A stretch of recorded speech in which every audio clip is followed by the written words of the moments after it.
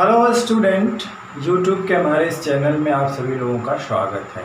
YouTube के हमारे इस चैनल का मतलब है यूट्यूब के आपके इस चैनल में आप सभी लोगों का स्वागत है। हमारे चैनल का मतलब होता हमारा नहीं, आप सभी का चैनल है। ठीक, तो आप सभी के इस चैनल यूट्यूब के आप सभी के इस चैनल में आप सभी लोगों का स्वागत है, या हमारे यूट्यूब के चैनल में आप सभी लोगों का स्वागत है। हमारे का मतलब हम सभी।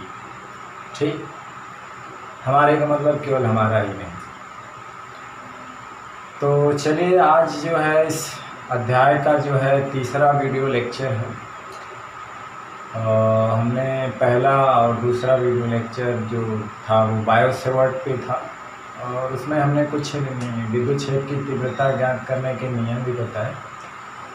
हालांकि उसमें पढ़ाने में जो भी कुछ कहीं पे अगर कोई शंका, कहीं पे कोई कमी या कोई गलत चीज़ें अगर समझ में आती हो तो पढ़ने वालों से मेरा रिक्वेस्ट है कि आप उस बात को कंसल्ट कर सकते हैं मैसेज के माध्यम से,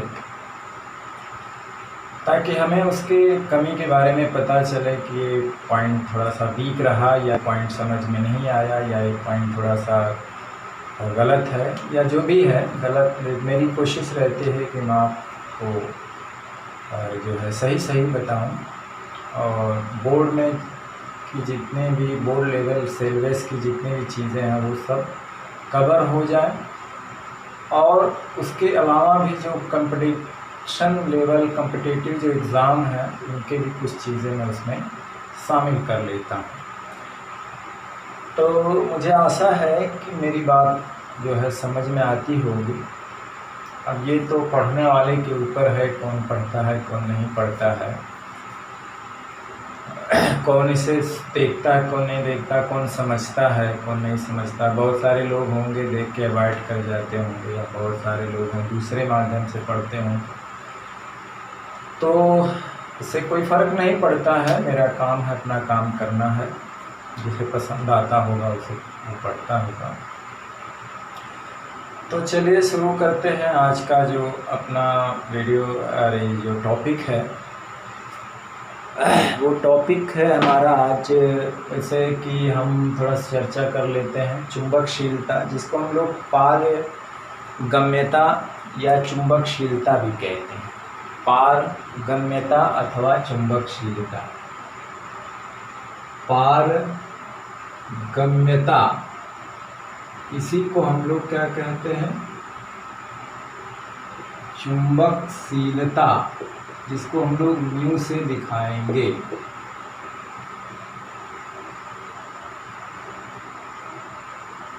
मतलब म्यू, हालांकि निर्वात की जो होती है वो म्यू नॉट होती है, जिसकी वैल्यू जो होती है वो 4 पाई गुणे 10⁻⁷ न्यूटन पर एम्पियर स्क्वायर टेस्ला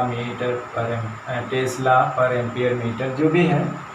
पीछे हमने बताया था कि चुंबकशीलता जैसे कि निर्वात की विद्युतशीलता थी, उसी तरह से चुंबकशीलता है, थोड़ा फर्क है। हमने शायद इस वीडियो में इसके पहले मुझे गलती से जो हमने कहा था कि निर्वात की सबसे अधिक होती है, निर्वात की सबसे अधिक नहीं होती है। मतलब जो चुंबकशील पदार्थ होते हैं, जैसे लोहा होता है ना, लोहा चुंबकशील है, निकिल है, आयरन है, ये सारी चीज़ें चुंबकशील हैं, तो इनकी चुंबकशीलता अधिक होती है।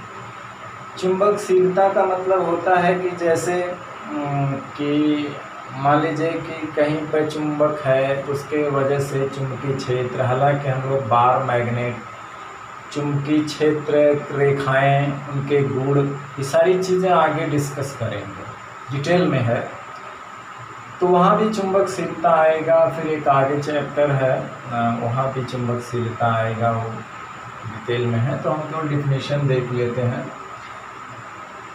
तो कहीं पे अगर धारावाही चालक तार है तो उसके कारण चुंबकीय क्षेत्र, तो क्षेत्र में क्या होते हैं कि पहचान क्षेत्र रेखाओं से की जाती है, चुंबकीय क्षेत्र रेखाओं से, और यदि चुंबक है तो उसे क्षेत्र रेखाएं उससे निकलती हैं।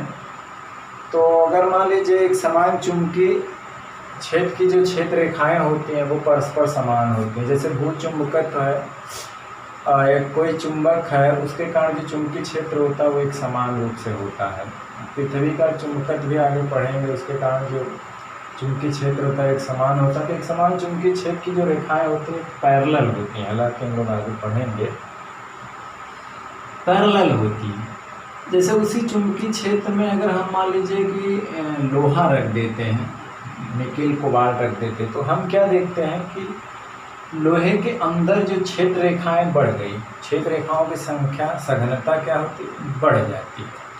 निर्वात की अपेक्षा हमने क्या देखा कि उससे अधिक क्षेत्र रेखाएं गुजरने लगी, यानी कि उसकी सघनता क्या हो गई, बढ़ गई।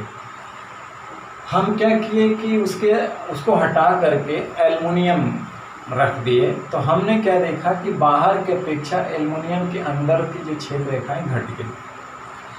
हमने जब आयरन रखा था, लोहा रखा था, तो क्या हुआ कि क्षेत्र रेखाओं की संख्या बाहर की अपेक्षा सघन हो गई, बढ़ गई। इसका मतलब क्या हुआ कि लोहा ज़्यादा चुंबकशील है, उससे अधिक से अधिक क्षेत्र रेखाएं गुजर सकती है ना। ज़्यादा क्षेत्र रेखाएं वो अट्रैक्ट करता है, सारी क्षेत्र रेखाओं को कैच कर लेता है चुंबक, इसीलिए वहाँ सघनता बढ़ जाती है, यानी चुंबकशील है। और क्या नाम है, एल्युमिनियम जब रख दिए तो एल्युमिनियम बाहर की अपेक्षा एल्युमिनियम के अंदर सघनता घट गई। इसका मतलब है कि एल्युमिनियम आ जाने से उसकी चुंबकशीलता कम है, तो उसके अपने अंदर से बहुत कम क्षेत्र रेखाएं गुजर पाई, सब बाहर हो गई, तो बाहर बढ़ गई, अंदर घट गई। तो इसका मतलब है कि लोहा ज़्यादा चुंबकशील है, एल्युमिनियम की अपेक्षा लोहा क्या है, ज़्यादा चुंबकशील है। तो हम इसको लिखेंगे कि पदार्थों के उस गुण को, यहाँ पे लिखेंगे कि पदार्थों के उस गुण को, पदार्थों के उस गुण को जिसके कारण उनमें, पदार्थों के उस गुण को जिसके कारण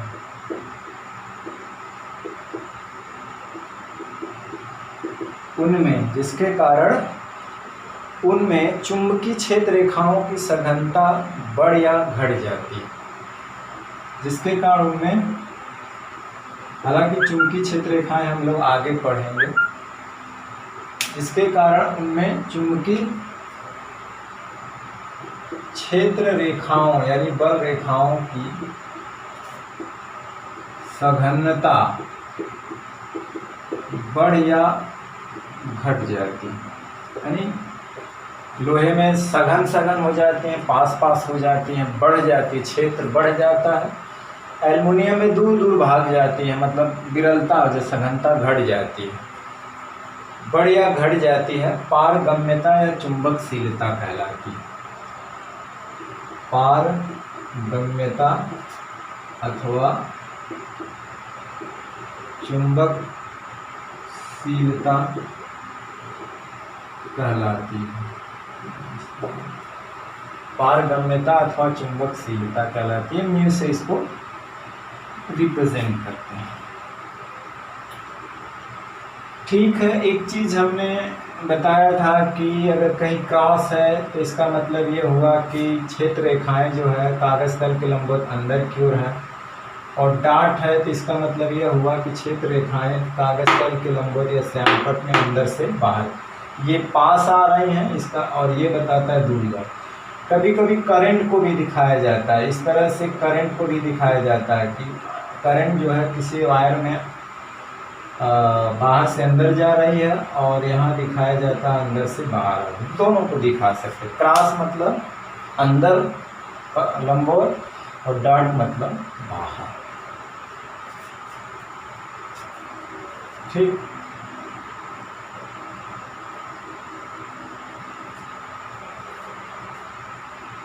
तो चलिए इस चीज़ को आप नोट कर लीजिएगा, पास करके स्क्रीनशॉट ले लीजिए। हमारा जो मेन टॉपिक है अब हम शुरू करने वाले हैं, या यहाँ पे लिख देते हैं हम। एक चीज़ और बता देते हैं यहाँ पे, वो है बायो-सेवर्ट नियम तथा कूलाम के नियम की तुलना।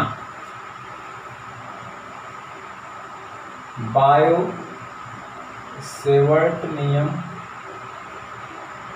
तथा कूलाम नियम की तुलना।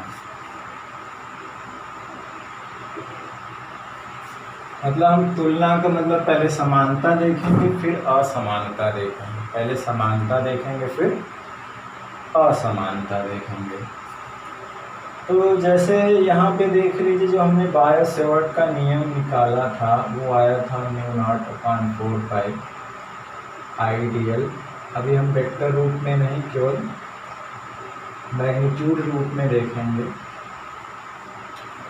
और यहाँ पे जो आएगा वो हम लोग E1/4πε0 d/r² या यहाँ पे dq लगा सकते हैं।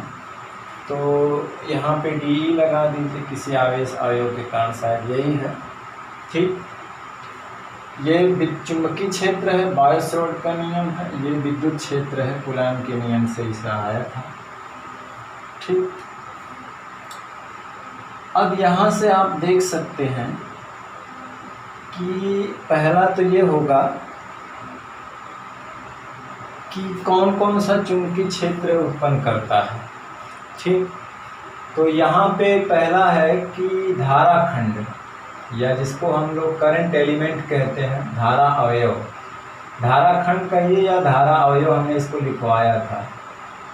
धारा अवयव आइडियल को कहा जाता है, दोनों मिलकर के जो सदिश राशि होती है के कारण इसमें चुंबकीय क्षेत्र उत्पन्न होता है, क्षेत्र उत्पन्न होता है। मतलब ये आइडियल करंट के कारण पे ही चुंबकीय क्षेत्र होता है, आइडियल के कारण। इसमें क्या है, आवेश अथवा आवेश अवयव के कारण विद्युत क्षेत्र उत्पन्न होता है। आवेश अथवा आवेश अवयव, अवयव मतलब dq के कारण। अभी हम लोग समानता देख रहे हैं, दोनों में क्या है, समानता, सिमिलरिटी देख रहे हैं। के कारण विद्युत क्षेत्र उत्पन्न होता है, विद्युत क्षेत्र उत्पन्न होता है। ठीक, के कारण विद्युत क्षेत्र उत्पन्न होता है। इसमें dq के कारण हुआ, उसमें आइडियल के कारण हुआ। अब इसमें रही दूसरी बात, तो जो चुंबकीय क्षेत्र उत्पन्न होता है वो आइडियल, वहाँ पे जो था आइडियल के क्या होता है, समानुपाती होता है। यहाँ पे क्या है, उत्पन्न चुंबकीय क्षेत्र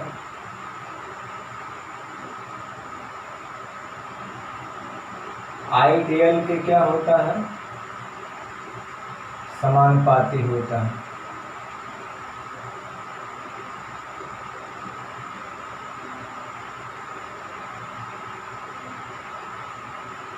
इसमें किसके समानुपाती होता है, उत्पन्न विद्युत क्षेत्र dq के समानुपाती होता है। उत्पन्न विद्युत क्षेत्र dq के यानी आवेश के क्या होता है, समानुपाती होता है।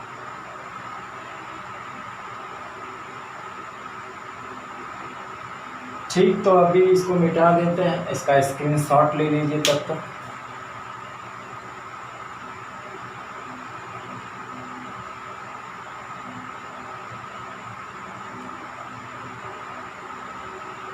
चलिए,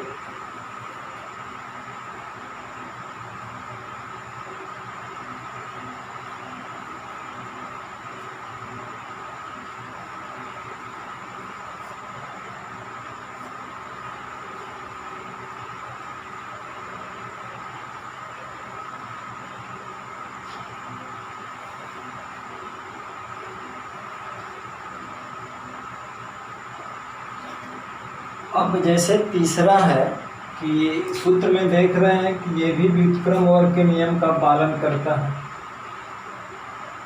यह जो है व्युत्क्रम वर्ग के नियम का पालन करता है। मतलब यहाँ पे dv जो है वो 1/r², और ये भी व्युत्क्रम वर्ग का नियम पालन करता है, ये भी व्युत्क्रम वर्ग के नियम का पालन करता है। मतलब है कि डी भी जो है 1/r²।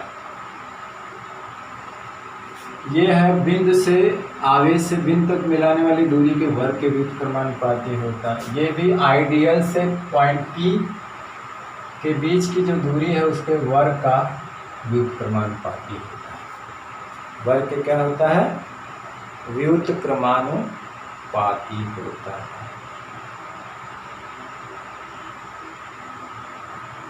ठीक।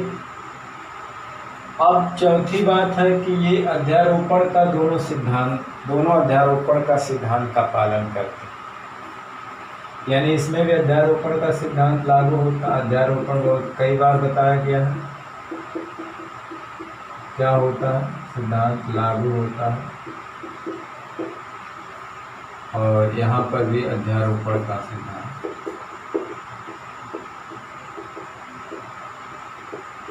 लागू होता है। कूलाम का नियम भी पॉइंट चार्ज के लिए अप्लाई करते हैं, और ये भी नियम जो है धारा अवयव के कारण, मतलब विद्युत चुंबकीय क्षेत्र का जो ये फार्मूला है वो धारा अवयव के कारण लागू होता है। मतलब ये पूरे तार के कारण नहीं होता है, आइडियल के कारण, मतलब एक छोटे से एलिमेंट के कारण ये फार्मूला लागू होता है। जैसे कि कूलाम का नियम बिंदु आवेश के लिए लागू होता है, तो इसीलिए ये धारा अवयव के लिए लागू होता है। किसी बड़े चार्ज जैसे किसी बड़े चार्ज के लिए जैसे कूलाम का नियम नहीं लागू होते हैं, वहाँ इंटीग्रल लागू करते हैं या मान लेते हैं, पहले मानते हैं पॉइंट चार्ज फिर इंटीग्रेट करते हैं। तो उसी तरह से इसमें भी अगर जब इसको लागू करते हैं तो पहले आइडियल के लिए लागू करते हैं, फिर लिमिट लेते हैं, तब लागू करते हैं। किसी पूरे तार के कारण अगर निकालना होगा तो यहाँ थोड़ा हम क्या इंटीग्रल का मतलब इस्तेमाल करेंगे। अब जो है विषमताएं या असमानताएं,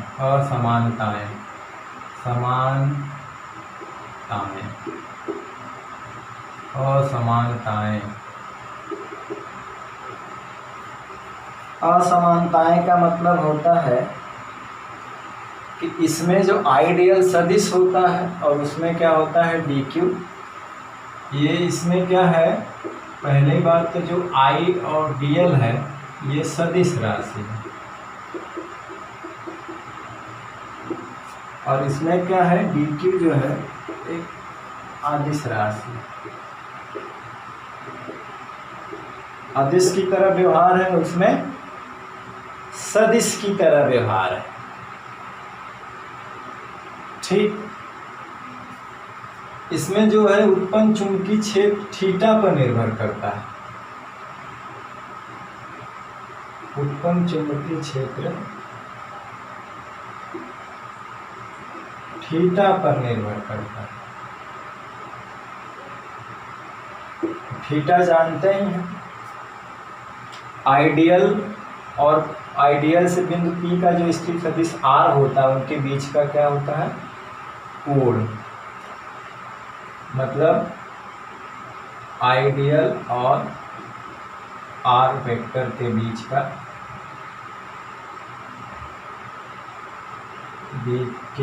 का कोण होता है। और ये जो है विद्युत क्षेत्र थीटा पर निर्भर नहीं करता, थीटा पर यानी कि कोण पर, किसी कोण पर निर्भर नहीं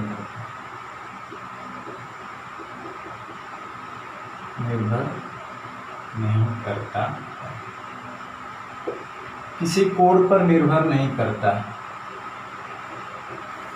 तीसरी बात है जो चुंबकीय क्षेत्र की जो डायरेक्शन होती है, तीसरी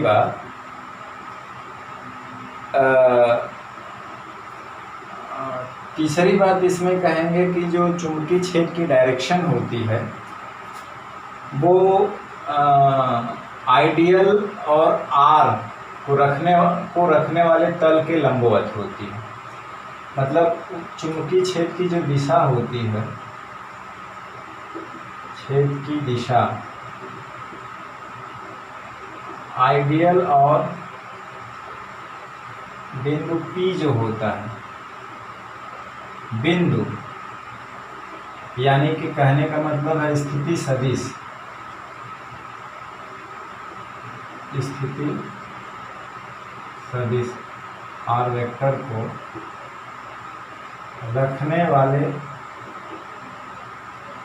तल के लंबवत तल में होती है, तल के लंबवत तल में होती है। और इसमें जो है विद्युत क्षेत्र की जो दिशा होती है,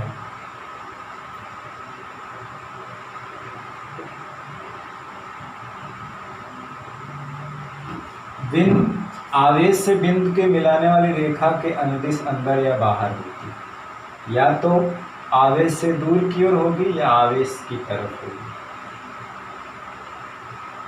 आवेश से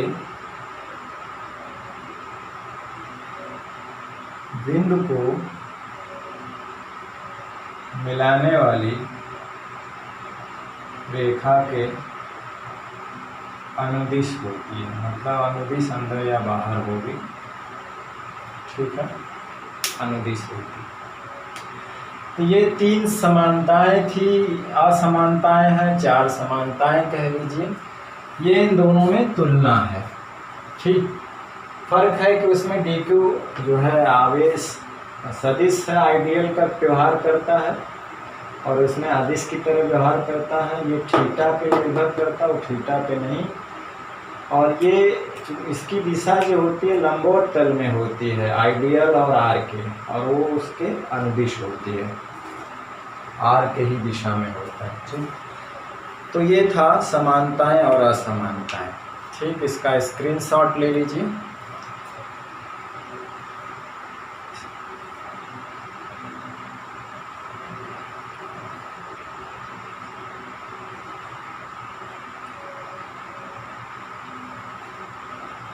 चलिए,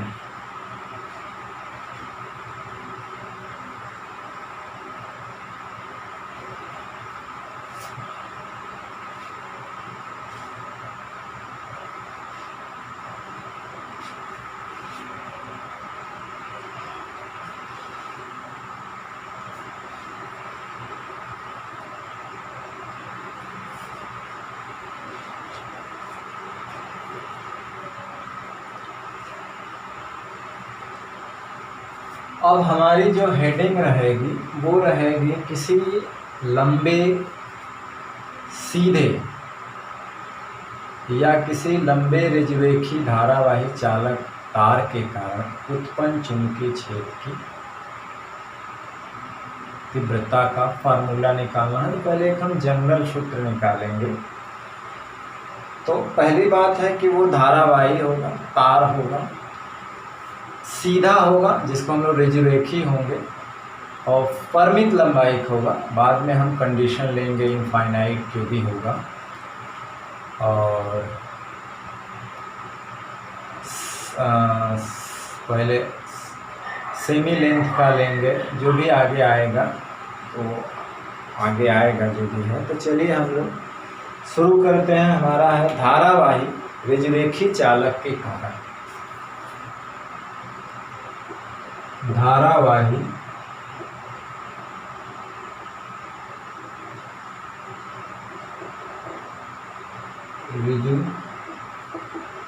रिजरेखी चालक के कारण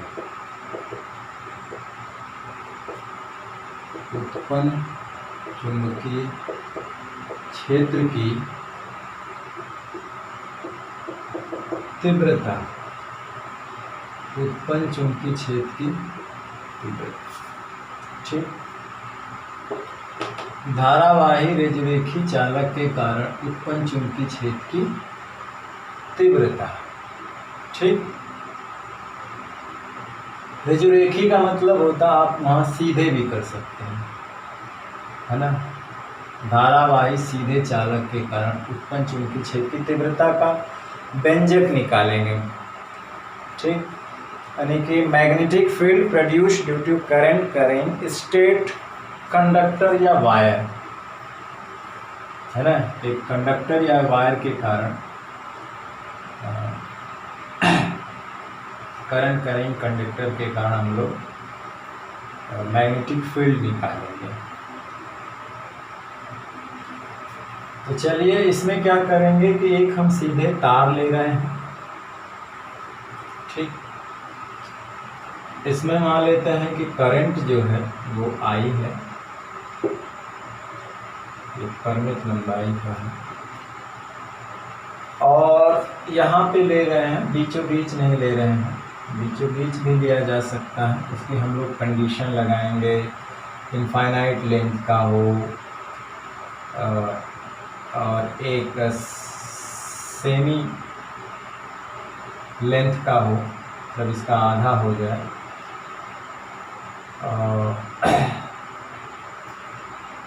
तो वो आगे कंडीशन होगी, या इस पॉइंट को तार के बीचों बीच में अगर वो पॉइंट हो जिस पे हमें निकालना है, तो इस तरह का कंडीशन आगे आएगा। तो हम बीच में न लेके कहीं पे ले रहे हैं कि एक तार से लंबवत एक पॉइंट P है, तार के लंबवत एक पॉइंट P है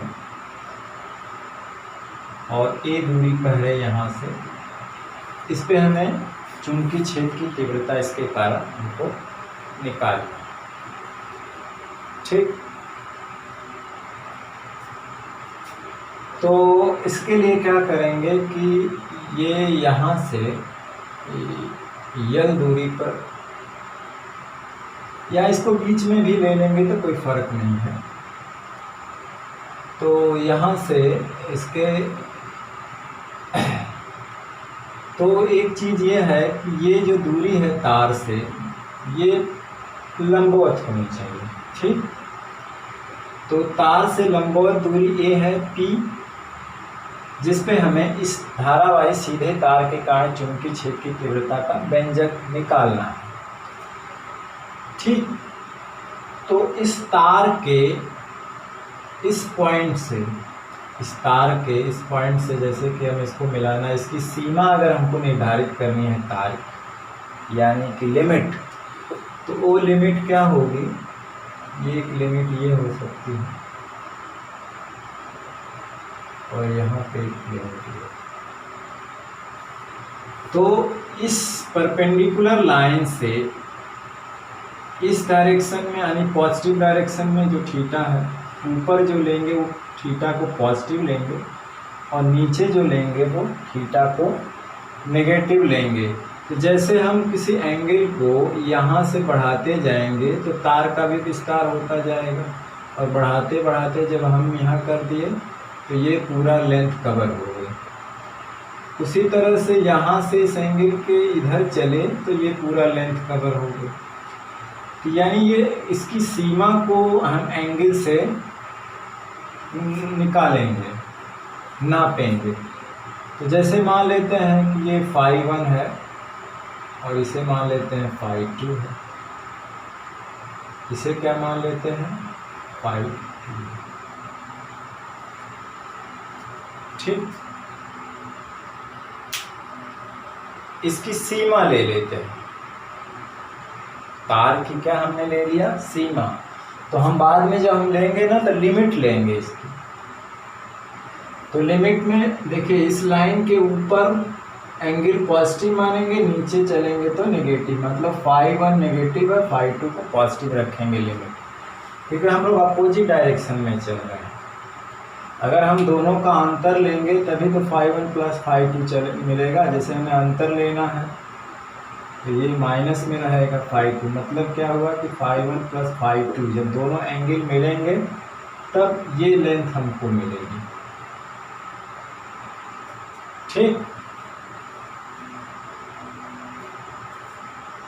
यानी कहने का मतलब है कि इस एंगल से ये लेंथ कवर होगी और इस एंगल से ये लेंथ कवर होगी। अब दोनों एंगल से पूरी लेंथ कवर होगी। अब मान लेते हैं कि ये पॉइंट है, ओ है या जो भी है, ओपी है, यल दूरी पर एक छोटा सा एलिमेंट, क्योंकि हम जो कहने का बायो सेवर्ट का नियम लगाएंगे तो किसी धारा अवयव के कारण हम इस्तेमाल कर सकते हैं, करंट एलिमेंट के कारण, यानी धारा खंड के कारण ये फार्मूला हम लागू कर सकते हैं, पूरे तार के कारण नहीं। इसीलिए यहाँ से इसके मिड पॉइंट से या एस से, मतलब इस पॉइंट से हम एल दूरी पर क्या करते हैं, एक छोटा सा एलिमेंट काट लेते हैं डी एल, ठीक। और ये यहाँ से कितनी दूर, कितने एंगल पे है, तो हम मान लेते हैं थीटा एंगल, कितना थीटा एंगल पे है, और इसको आर मान लेते हैं। तो ये वाला कोण ये 90 डिग्री है, तो ये हो जाएगा 90 माइनस थीटा, क्या हो जाएगा 90 माइनस थीटा, ठीक। अब इसमें भी करंट आई जा रही है, तो ये अब इसका जो एलिमेंट है वो सदिश राशि होता है, जिसको हम लोग आइडियल कहते हैं, है ना। तो इस एलिमेंट जिसमें करंट आई तो बह ही रही है, तो उस धारा अवयव के कारण, मतलब आइडियल के कारण पॉइंट पी पर कितना विद्युत क्षेत्र चुंबकीय क्षेत्र उत्पन्न होगा, तो बायो सेवर्ट के नियम से, ठीक। तो धारा अवयव आइडियल के कारण बिंदु P पर उत्पन्न चुंबकीय क्षेत्र की तीव्रता, मतलब हम dB क्या होगी, आइडियल साइन, यहाँ पे थीटा क्या है 90 माइनस थीटा अपान दूरी क्या है आई, ठीक।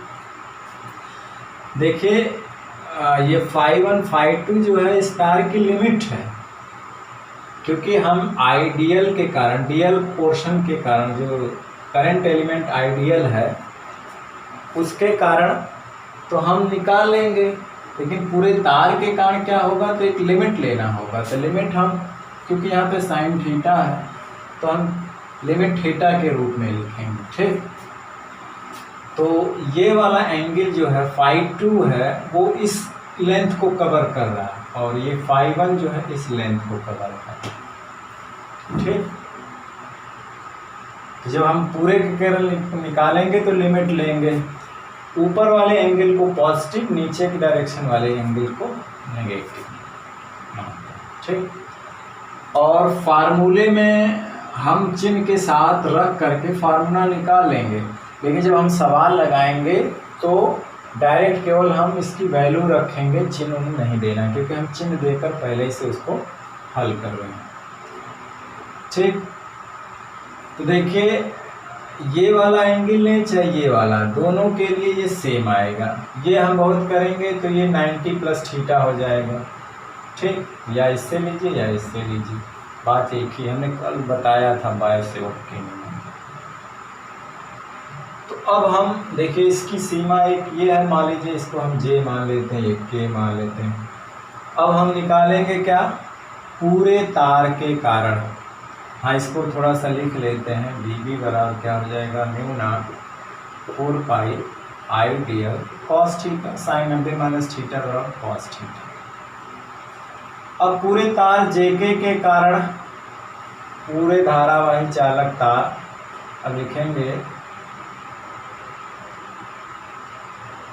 पूरे धारावाही चालक तार जेके के कारण बिंदु P पर उत्पन्न चुंबकीय क्षेत्र की तीव्रता।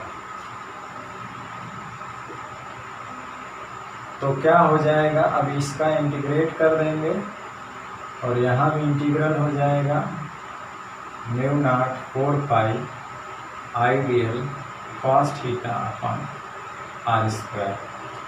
अब देखिए इसकी लिमिट लेंगे कि कहाँ से कहाँ तक इंटीग्रेट करना है। तो देखिए ऊपर कवर कर रहा है φ2, नीचे कवर कर रहा है φ1, तो मतलब है कि इसको नेगेटिव के साथ, इसको पॉजिटिव के साथ, इसमें फाई 1 और ये प्लस फाई 2। माइनस इसलिए कि जब हम इसको दोनों का अंतर लेंगे तो वो ऐड हो जाए। जब फाई 1 फाई 2 ऐड होगा तभी तो पूरा लेंथ कवर करेगा।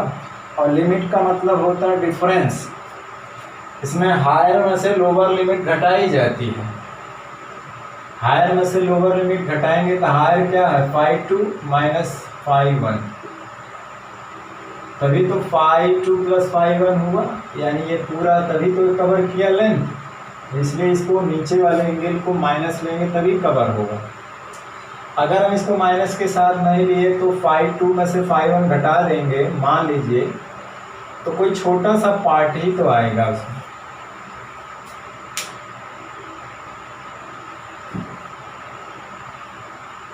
ठीक,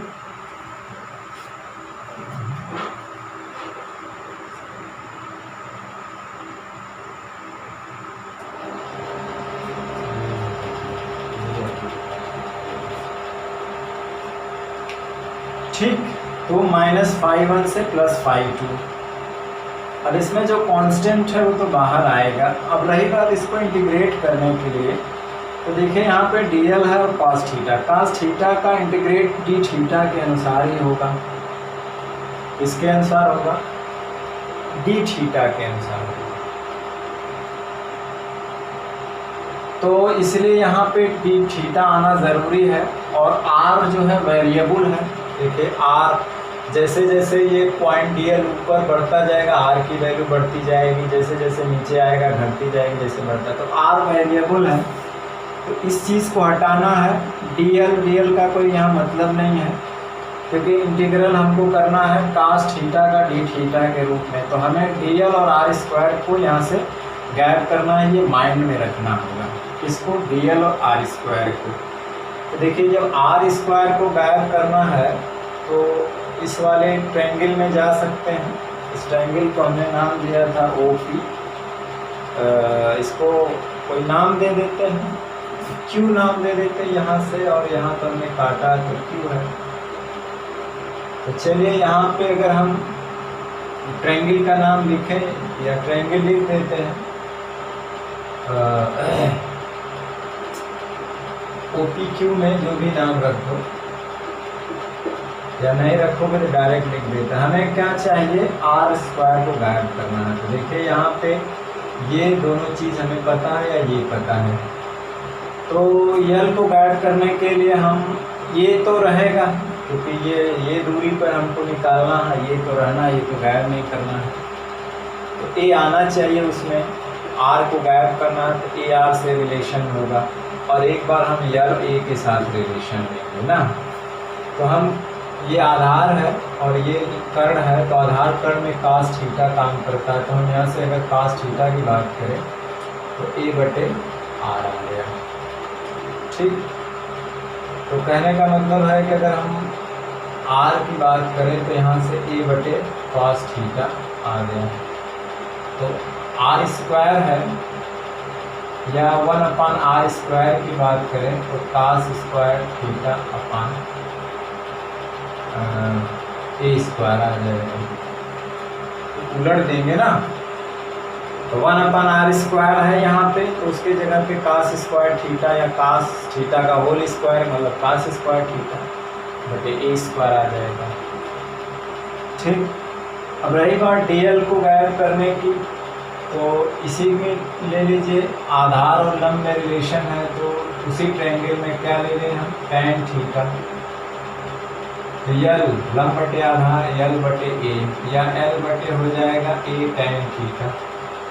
इसी का इंटीग्रेट कर देते हैं तो हो जाए, डिफरेंशियल कर देते सारे, कंप्लीट डिफरेंशियल।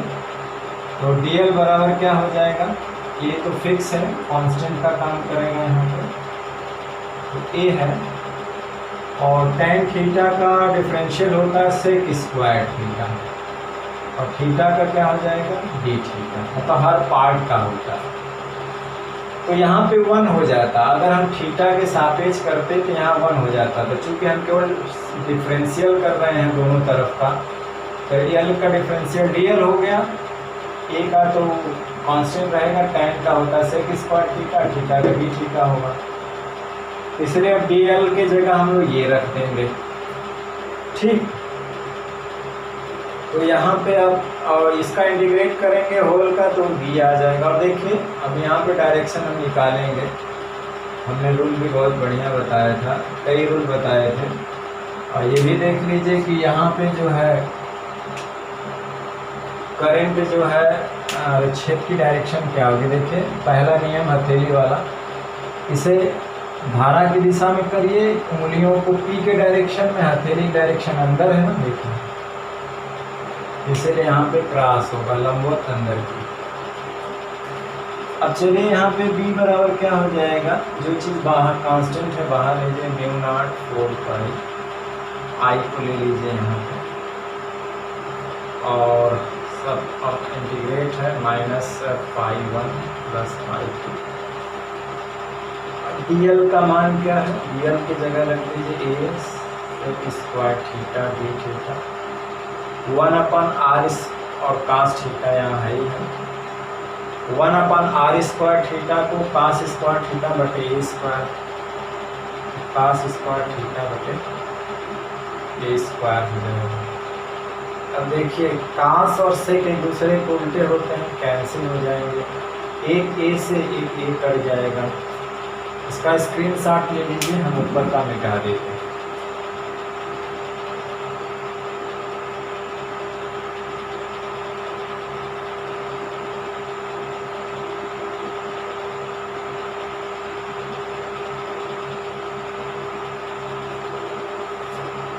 चलिए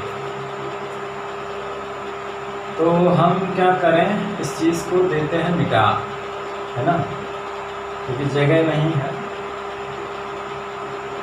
तो इसे मिटा दिया जाए है। चलिए अब बचा क्या देखें, नीचे a बचा कांस्टेंट है क्योंकि ये फिक्स है, लंबवत दूरी है P से, तो इसे बाहर ले लेंगे तो आ जाएगा हमारा B बराबर म्यू नॉट 4 पाई I/A, और ये हो जाएगा -φ1 + φ2।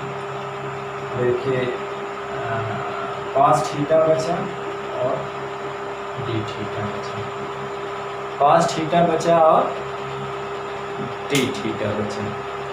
अब cos थीटा का कर देंगे इंटीग्रल, तो होता है sin थीटा। क्या होता है, sin थीटा हो जाएगा म्यू 4 पाई I/A, या कहीं कहीं ये d माना हुआ है, इसका हो जाता है cos थीटा का हो जाता है sin थीटा, और ये -φ1 + φ2। cos थीटा का इंटीग्रल क्या होता है, sin थीटा, और sin का माइनस cos होता है sin। चलिए रख के देखते हैं, तो b = 4I/4 पाई a। अब यहाँ पे क्या है, अपर लिमिट पहले रखिए फिर लोअर लिमिट रखिए, तो चलिए यहाँ पे हम रख देते हैं sin φ2,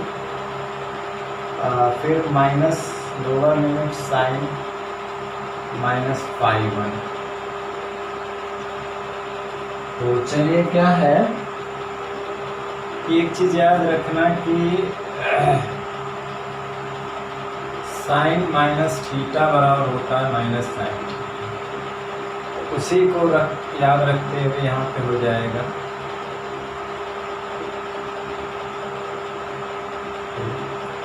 ये तो sin φ2 है। अब ये माइनस बाहर आ जाएगा तो प्लस हो जाएगा sin φ1। देखिए नीचे φ2 मान सकते हैं, ऊपर φ1, इससे कोई फर्क नहीं पड़ेगा, इसे भी φ2 मान सकते हैं, ये φ1, ठीक, क्योंकि जब प्लस में आ रहा है तो किसी को इधर उधर लिख सकते हैं, ठीक है ना। तो ये हमारा एक जनरल फार्मूला आ गया।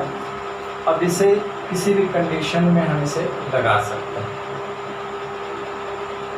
तो कुछ स्पेशल केस देखेंगे। हाँ, इसमें कुछ नोट पॉइंट है कि क्या इसमें करना है, ठीक। करना यह है कि इस फार्मूले में φ1 φ2 को चिन्ह के साथ नहीं रखना है, केवल इनके मान रखना है, क्योंकि हमने चिन्ह के साथ इसको रख लिया है। तो नोट क्या है कि सूत्र में φ1 और φ2 के केवल मान रखने हैं।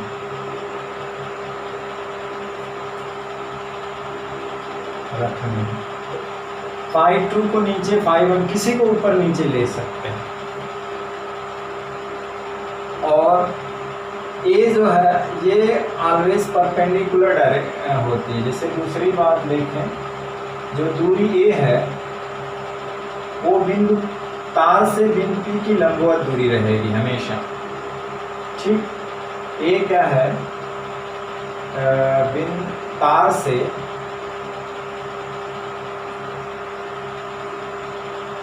बिंदु पी की लंबवत दूरी है।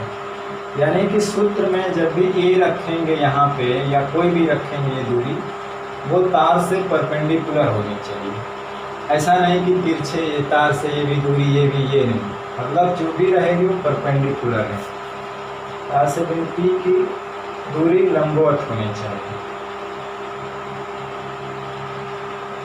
दूरी क्या हो, लंबवत।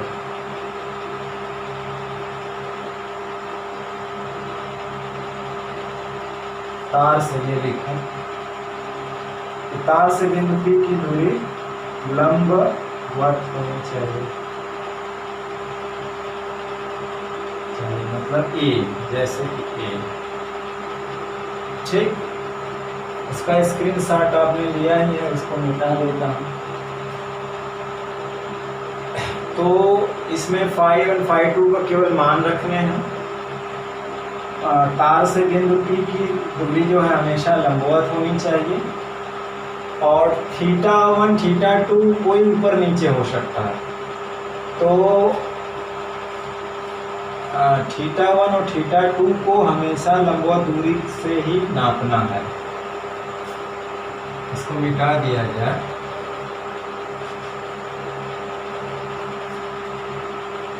यानी कि φ1 और φ2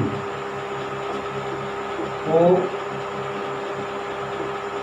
लंबवत दूरी के अपोजिट, विपरीत नापना है।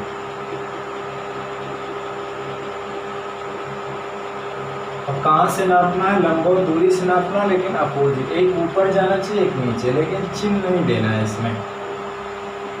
तो हमेशा इससे एक ऊपर नापना और एक नीचे, मतलब दोनों में एक हमेशा लंबवत दूरी से ऊपर नापना, एक लंबवत दूरी से नीचे नापना। इसी फार्मूले को अगर कास के रूप में लिया जाए तो ये φ1 φ2 को आप चेंज कर सकते हैं। जैसे हम इसको हम मान लें θ1 और इस वाले चीज़ को मान लें θ2। अभी हम ये तीनों बार जब सवाल लगाएंगे तो उसमें करेंगे ऐसा, ठीक है। तो सवाल लगाएंगे तो उसमें हम करेंगे कि लंबवत दूरी पहले देखेंगे, फिर φ1 φ2 पे इसके अपोजिट नापेंगे। दूरी ऑलवेज जो है पॉइंट पी से तार से हमेशा वो दूरी लेंगे जो लंबवत हो।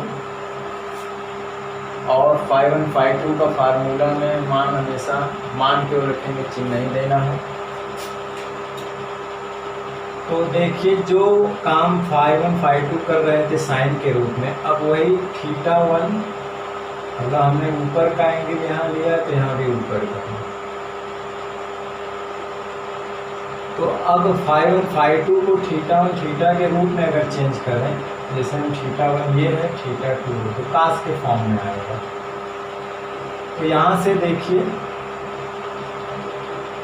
ये 90 है और ये पूरा φ2 है और ये बहिष्कोण है, तो इन दोनों का जोड़ ये आएगा। यानी देखा जाए तो θ2 φ2 प्लस 90 आएगा। तो जहाँ φ2 है वहाँ हम क्या रख सकते हैं, θ2 माइनस 90, यही ना रख सकते। और यहाँ पर देखिए φ1 क्या है, 90 माइनस θ1, अगर इस बात की बात करें तो 90 में से ही घटाएंगे तो यही मिलेगा। और फाई 1 क्या है, 90 माइनस थीटा 1। यही दो एंगल इसमें हम पुट कर देते हैं। तो आप स्क्रीनशॉट ले लीजिए तो हम बता रहे हैं। अरे राम, चलिए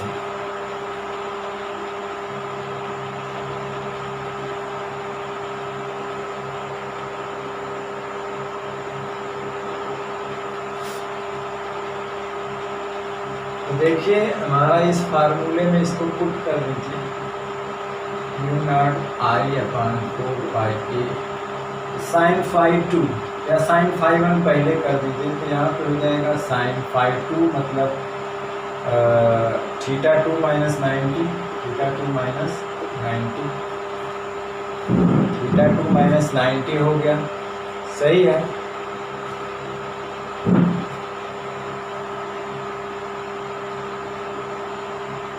अब यहाँ पर देखिए प्लस क्या था, साइन फाई 1, फाई 1 की वैल्यू क्या हो जाएगी, साइन 90 माइनस थीटा 1 ये।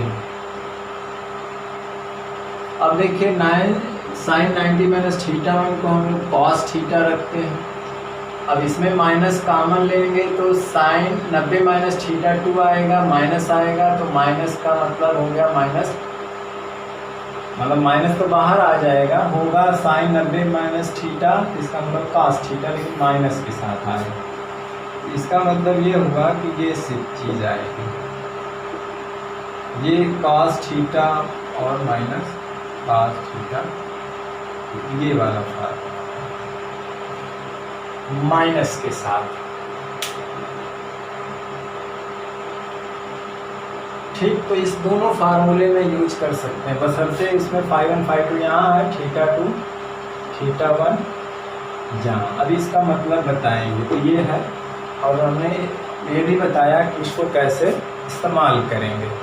तभी हम लोग सवाल देखते हैं तो उसमें पता चलेगा कि हम इसको कैसे इस्तेमाल करेंगे। ठीक, तो चलिए ये था।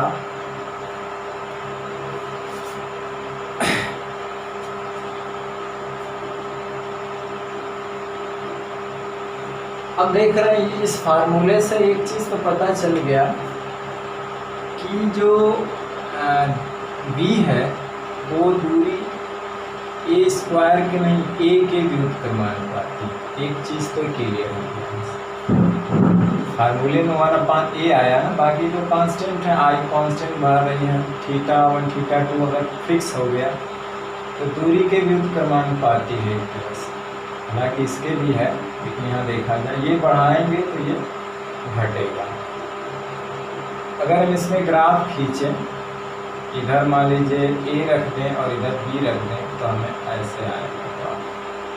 अगर वही स्क्वायर आएगा तो और स्लोप हो जाएगा तो तेज़ी से घटेगा, मतलब ये चीज़ 1/a। चलिए इसमें कुछ स्पेशल केस लिया जाए।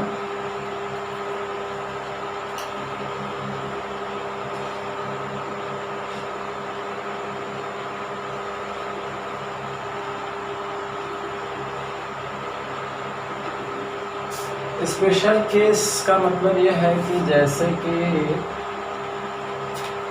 केस 1 है ये, अगर तार दोनों अनंत लंबाई के, तार क्या हो, दोनों अनंत लंबाई, इनफाइनाइट लेंथ का वायर हो, कैसा हो, इनफाइनाइट अनंत लंबाई का, यानी कि यह देख लीजिए कि ये जैसे कि तार है, करंट आई जा रही है और ये इनफाइनाइट लेंथ पे, और इससे पॉइंट मान लीजिए ए पे पॉइंट बी है, बहुत जैसे ये जो इससे दूर ये जुड़ा था पॉइंट, ये और ये पॉइंट जुड़ा था।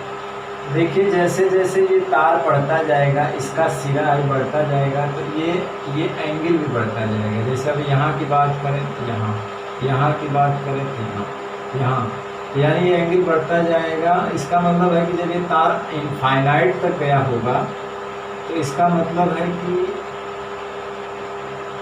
इसके साथ ये वाली लाइन भी इनफाइनाइट जाना चाहिए, यानी ये वाली जो लाइन है, ये वाली ये भी लाइन इसके साथ पैरेलल होगी तब न जाके इनफाइनाइट पे मिलेगी। अगर परमिट लंबाई का था तो यहाँ मिल गया, लेकिन अगर ये तार इनफाइनाइट का है तो ये भी इनफाइनाइट जाना चाहिए, यानी कि ऐसे होना चाहिए, इसके पैरेलल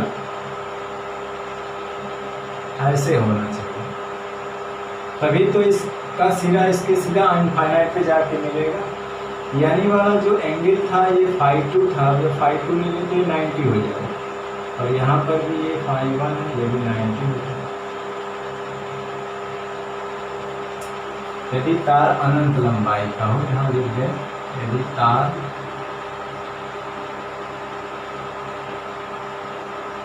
लंबाई का हो,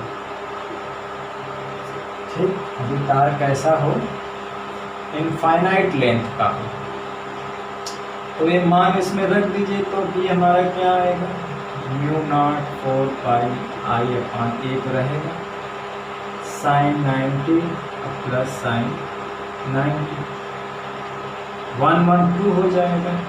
तो देखिए इसे हम लोग जा कर के फिर एम्पियर जो रूल है मैक्सवेल एम्पियर का,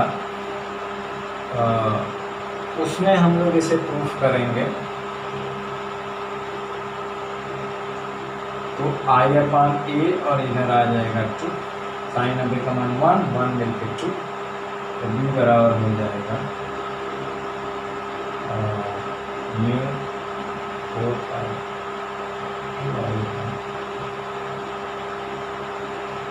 एम्पियर सर्किटल रूल जो है, परपथी नियम है, उसमें इसे प्रूफ किया जाएगा। एक नियम है जैसे कि कूलाम के बाद जब गॉस का नियम आया, तो गॉस के नियम से भी कूलाम का नियम या कूलाम विद्युत क्षेत्र किसी भी कंडीशन में हम निकाल सकते थे, ठीक है ना, आवेश कैसा भी हो। तो उसी तरह से इसमें एम्पियर परपथी नियम आया जो गॉस के समतुल्य नियम है। विद्युत क्षेत्र में गॉस, तो चुंबकीय क्षेत्र में एम्पियर परपथी नियम। तो ये देखें फार्मूला, अनंत धारावाही चालक लंबाई का तार है, तो उससे इसके लंबवत एक दूरी को पॉइंट P है, तो उससे कितने विद्युत क्षेत्र उत्पन्न होगा, ये, ठीक। अब अगर हम इसी बात को कास वाले में रखें तो भी यही आना चाहिए। चलिए ऊपर वाला मिटा देते हैं, हालांकि हम यही वाला याद रखेंगे, कास उस वाला नहीं, क्योंकि हमें एक चीज़ याद रखो, वो वाला कंफ्यूज हो जाएगा। जैसे कि कॉस वाले में क्या है, यही था, ये था, ये तो फाइनाइट लेंथ का था, तो ये θ2 था, ये θ1 था। अब जब तार की लंबाई बढ़ने लगी, ये भी बढ़ने लगी, ठीक, ये तो ऊपर की तरफ गया। अब देखिए ये नीचे चला गया, और ये भी क्या हो जाएगा, ये पूरा बढ़ गया, ठीक, और ये भी इससे हट करके बढ़ता गया, मतलब ये ऐसे बढ़ता गया, मतलब सीधा हो गया। तो एंगल कितना बन गया वो,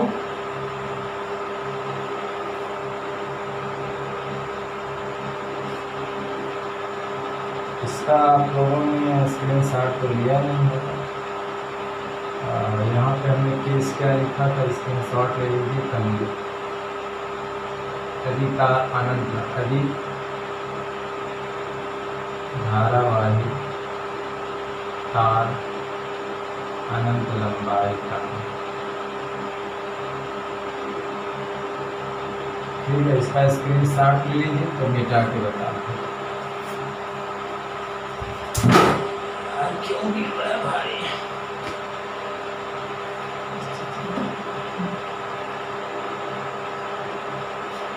चलिए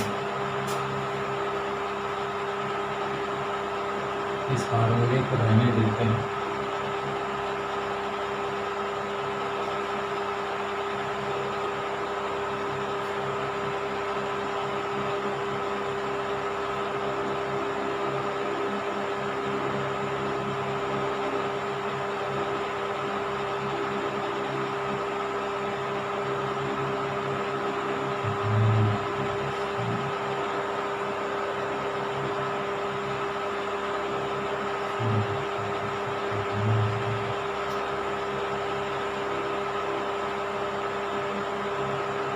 तो ये है, तो वहाँ पे क्या है कि अब ये तो ए है,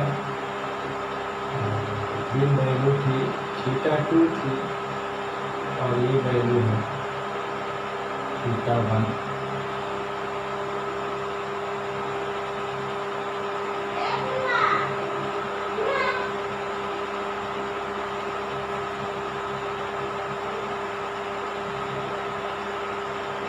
इसमें क्या हुआ, ये वाली लाइन जो है इनफाइनाइट पे जाएगी, तो ये वाली लाइन जो है, जो ये वाली है, वो भी क्या हो जाएगी, इनफाइनाइट पे जाएगी इस तरह से।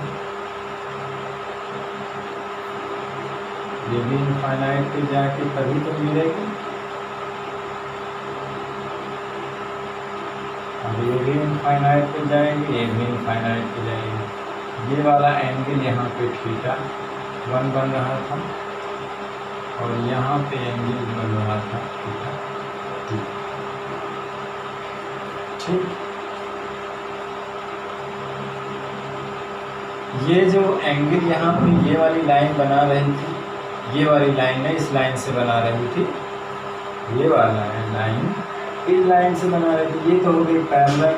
इसका मतलब है कि पैरेलल हो गई पैरेलल, इस लाइन के बीच कोण कितना हो गया, पैरेलल लाइन के बीच का कोण होता है 0, तो θ1 हो गया 0 डिग्री।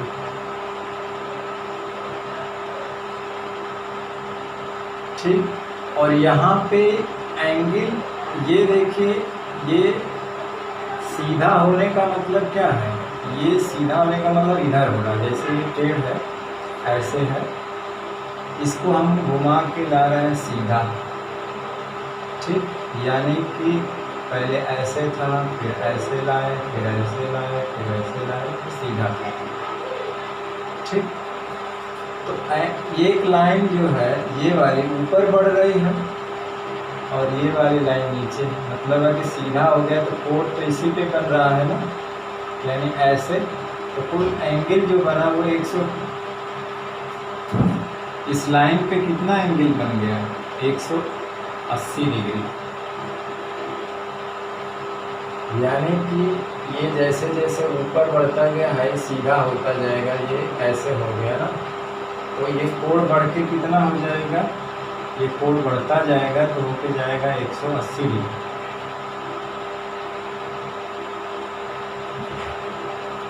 तो एंगल भी क्या हो गया, बढ़ता जाएगा, जब ये सीधा होता जाएगा तो भाई दोनों एक में सट जाएगा ना। तो कहने का मतलब है कि वो लाइन जैसे इस तरह से थी, अब वो ऐसे हो गई, यानी कि इस तरह से सट इसी के पैरेलल हो गई, तो ये वाला कोण कितना हो गया, 180 डिग्री। और इसमें क्या था कि ये इधर आ गया, तो दो पैरेलल लाइन के बीच ये 0 बन गया, या ये दोनों पैरेलल हो गए एक ही लाइन पे ना, और ये एंगल तो ये बन रहा था, जब ये इसमें आके सट जाएगी तभी तो कितना कोण बनाएगी, 180 डिग्री। तो इसीलिए θ1 जो है लाइन 0 हो गया, तो हमारा जो मिलेगा μ0 I 4πa, cos यहाँ पे 0 रख देंगे, माइनस cos 180 रख देंगे, तो cos 0 का मान 1 और माइनस cos 180 का मान -1, तो दोनों +2, फिर वही मान आ जाएगा 2I 4πa।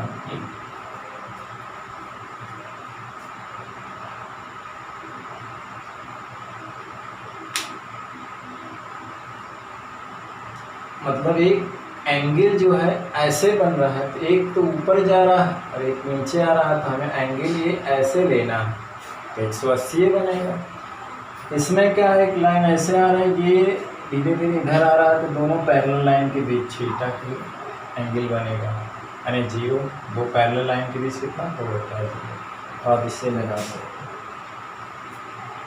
ठीक।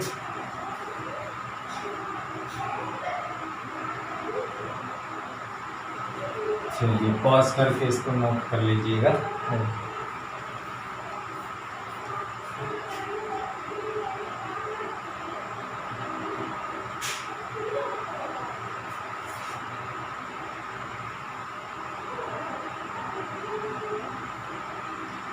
ठीक, तो अब क्या करना है इसमें,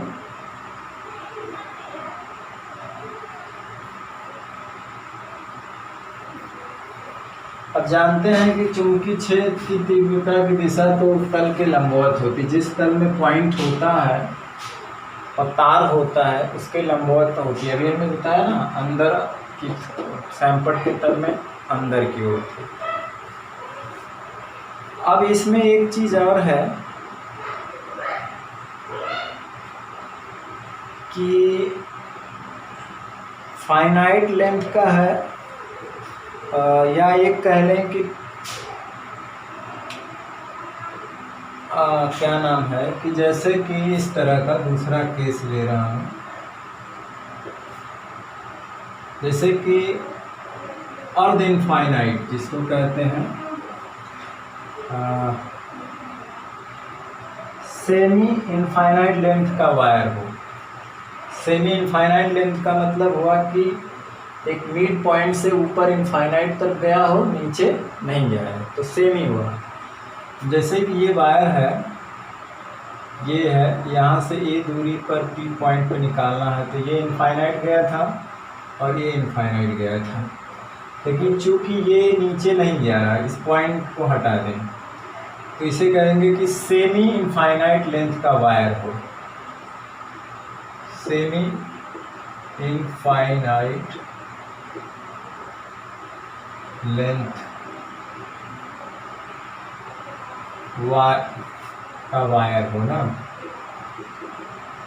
वायर के लिए एक पॉइंट जो है, तो इसे हम कहेंगे कि सेमी इनफाइनाइट लेंथ, मतलब इसका आधा लेंथ गायब कर दिया जाए, शुरुआत यहीं से किया जाए। तो जो पी है उसके एक छोर पे आ जाए, जो तार का निचला छोर है वो हट करके कहाँ पे आ जाए,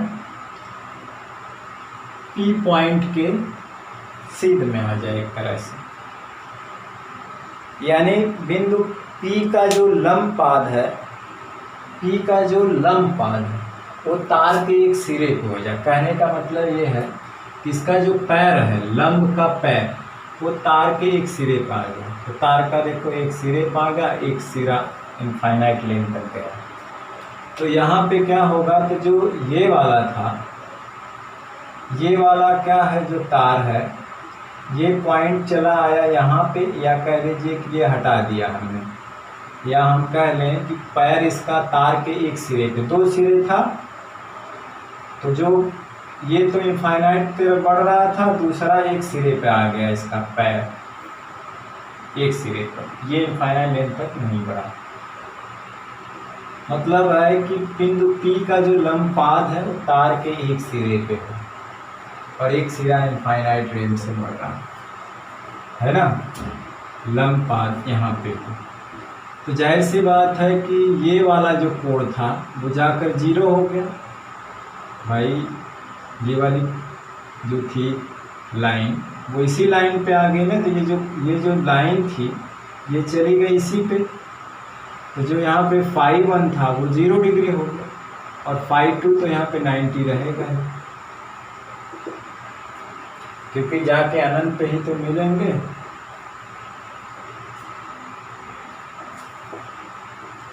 तो इसलिए इसके कारण जो भी होगा वो μ0I/4πa। अब यहाँ पे रख देंगे sin 0 और यहाँ पे sin 90, तो sin 90 का मान हुआ और इसका मान 0 का 0 हो गया, तो केवल ये आएगा, देखिए उसका आधा हो जाएगा।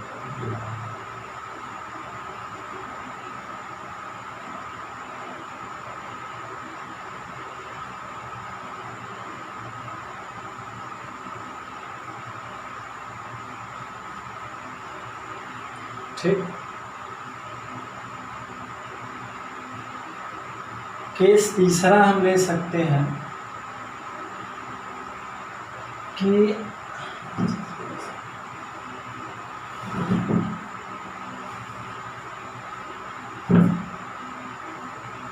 केस तीसरा ये हो सकता है कि जो है, अगर मान लीजिए धारावाही चालक परिमित लंबाई L का है, यदि धारावाही चालक परिमित लंबाई L का है, मतलब उसकी लंबाई परिमित है, इनफाइनाइट नहीं, ठीक। और बिंदु P इसके अर्धक पर है, मतलब भाई पूरी क्या है, L है, तो ये L/2 इसके अर्धक पर है। मान लेते ये φ2 बना रहा है और ये φ1 बना रहा है, ठीक।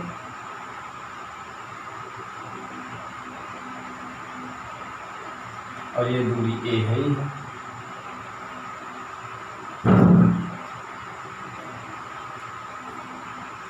तो यहाँ पे क्या होगा, तो जब ये इसके अर्धक पे होगा भाई, ये बराबर है, ये भी L/2 है, तो ये वाला एंगल जो है यहाँ पे φ1 बराबर φ2 हो जाएगा। क्यों? क्योंकि ये लेंथ और ये लेंथ बराबर है, तो यहाँ बराबर एंगल बनाएंगे ना, इसीलिए चुंबकीय क्षेत्र की तीव्रता का फार्मूला क्या हो जाएगा, I/N sin φ1 प्लस sin φ1, तो ये हो जाएगा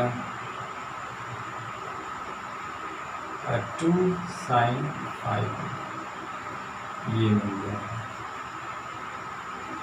अब हमें अगर φ1 निकालना होगा यहाँ से, sin φ1 की वैल्यू क्या होगी, तो जाहिर सी बात है φ1 का मतलब ये लंब है L/2 और ये कर्ण है, तो ये कर्ण कैसे निकलेगा, ये L/2 है, ये A है, तो आप निकाल सकते हैं।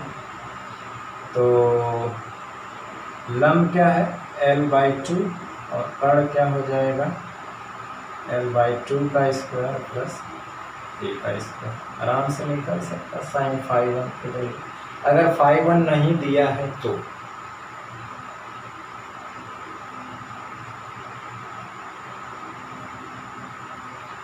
उसी में कह दें कि अगर P जो है, P का जो लंब पाद है इसके एक सिरे पर आ जाए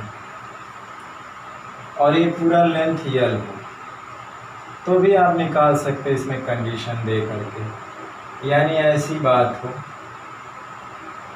ये A हो, ये पूरा L हो और ये φ2 हो और φ1 यहाँ पे क्या हो जाए, 0 हो जाए, क्योंकि भाई तार का सिरा यहाँ पे आ गया, ठीक। तो इसकी वैल्यू हो जाएगी L² A², है ना। तो हमारा जो फार्मूला हो जाएगा वो एक ही है, एक तो 0 हो गया, sin 0 की वैल्यू ख़त्म, μ0 4 पाई I/A, केवल sin φ2 बचेगा और sin φ2 की वैल्यू आप यहाँ से निकाल सकते हैं। लंब बटे कर्ण होता है, तो कर्ण की वैल्यू A²L²,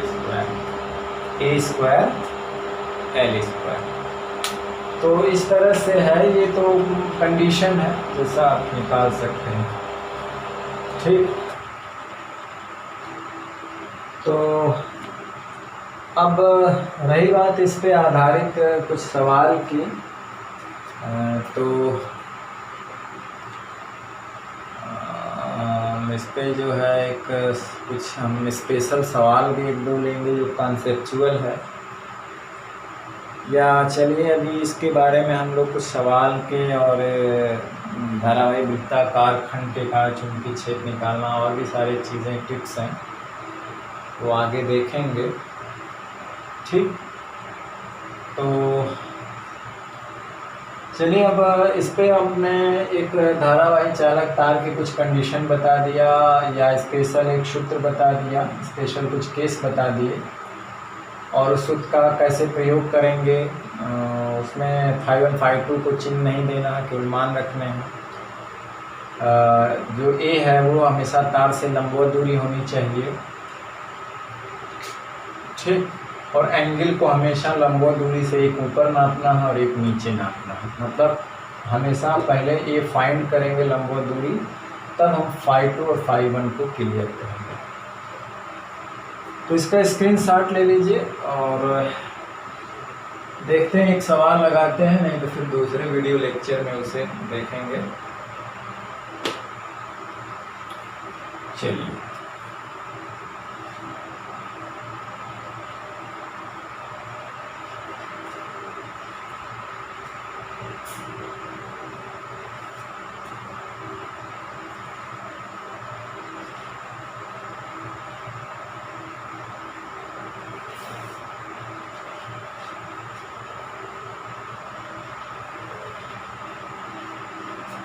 तो इससे रिलेटेड कुछ महत्वपूर्ण सवाल थे, 4-5 सवाल थे। तो सोच रहे हैं कि अब इस वीडियो को यहीं पे समाप्त करते हैं। हालांकि हम सोच रहे हैं कि अगर हम चारों सवाल को इसमें इंक्लूड करते हैं तो वीडियो थोड़ा लंबा हो जाएगा। तो आप पहले इतनी चीज़ों को आप पढ़िए, इसे कलेक्ट करिए, आप कॉन्सेप्ट को अपने दिमाग में बैठा लीजिए, और इसके बाद जब हम सवाल लगाएंगे तो इस चीज़ ज़्यादा समझ में आएगी। तो हम हालांकि उस सवाल को लेते, लेकिन वीडियो लंबा होने के कारण आज वीडियो यहीं पे समाप्त करते हैं। और कल अगले वीडियो में कुछ नया टॉपिक्स और सवाल के साथ आएंगे। तो चलिए, आज का वीडियो लेक्चर अब यहीं समाप्त कर देते हैं, और फिर एक नए टॉपिक और कुछ न्यूमेरिकल के साथ नई वीडियो के साथ नए लेक्चर में आपके साथ मिलते हैं। तब तक आप पढ़ाई करते रहिए, पढ़ते रहिए, करते रहिए। All the very best. Thank you very much.